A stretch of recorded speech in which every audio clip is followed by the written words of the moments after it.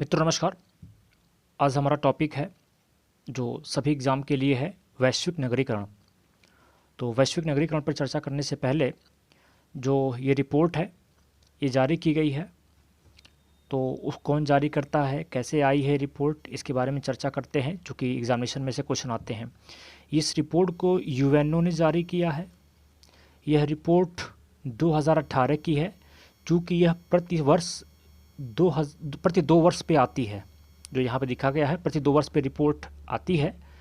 और संयुक्त राष्ट्र संघ का आर्थिक व सामाजिक मामलों का विभाग करवाता है। याद रखिएगा, अगर आपसे पूछे कि नगरीकरण या वैश्विक नगरीकरण का डाटा कौन प्रदान कराता है, तो आपका आंसर होगा संयुक्त राष्ट्र संघ का आर्थिक व सामाजिक मामलों का विभाग करवाता है। ये कितने वर्ष पे जारी होता है? 2 वर्ष पे जारी होता है। और जो हमारा डाटा है वो 2018 का है, चूँकि 2020 में भी जारी नहीं हुआ है। चूँकि एग्जामिनेशन में जो पूछा जाएगा वो इसी डाटा से पूछा जाएगा। अगर आपसे कहा जाए कि विश्व में कुल कितना नगरीकरण है, तो अब आपका आंसर होगा कि विश्व में नगरीकरण जो है, 1 मिनट लगता है।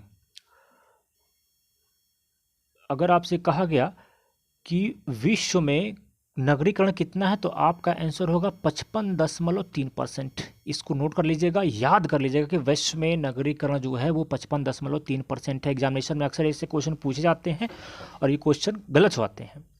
और ऐसा उम्मीद किया गया है कि 2050 तक, यहाँ हमने लाइन खींच दिया है, यह नगरीकरण 68.4% हो जाएगा, यानी कि नगरीकरण में वृद्धि ही होगी। और ऐसा उम्मीद किया गया है कि 2050 तक ये 68.4% विश्व का नगरीकरण हो जाएगा। आगे देखते हैं। 2050 तक जो भारत का योगदान है वो 61.6 करोड़ की वृद्धि हो जाएगी, 61.6 करोड़, ठीक। और कहा जा रहा है कि 416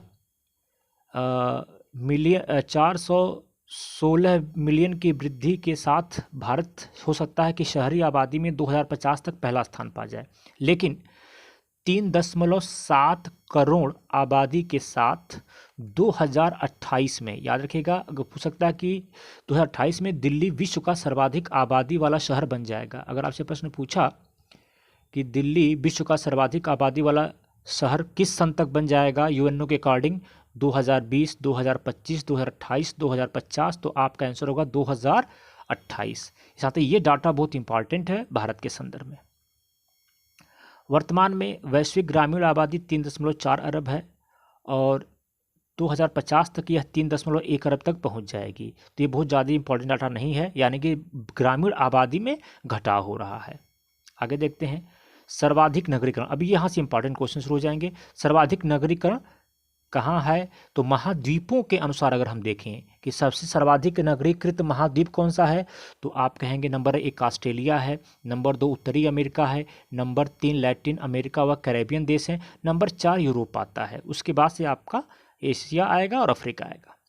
तो ये नंबर 4 तक आपको मोस्ट इंपॉर्टेंट है, आपको जानना है। देश कौन सा है? आप कहेंगे सिंगापुर। याद रखिएगा, ये इंपॉर्टेंट है। अगर आपसे पूछा गया कि कौन सा देश सर्वाधिक नगरीकृत है, तो आप कहेंगे सिंगापुर, रियूनियन और कतर। अब देखते हैं कि एशिया में क्या कंडीशन है नगरीकृत देशों की, तो आप कहेंगे सिंगापुर, कतर, इजरायल। यानी कि सिंगापुर, कतर, इजरायल, ये क्रम है एशिया के देशों के नगरीकरण का। पाकिस्तान में देखें क्या है, तो पाकिस्तान में जो खासकर सार्क देश हैं, याद रखिएगा, ये जो सार्क देश है मैं उनकी बात कर रहा हूँ। सार्क देश में पाकिस्तान नंबर 1 पर है, नंबर 2 पे बांग्लादेश, नंबर 3 पर श्रीलंका। भारत का स्थान इसमें 7वां है। याद रखिएगा, अगर पूछ दिया सार्क देशों में भारत का स्थान नगरीकरण के माध्यम से कौन सा है, तो आप कहेंगे 7वां है। अब हम लोग चर्चा करते हैं ब्रिक्स देशों की।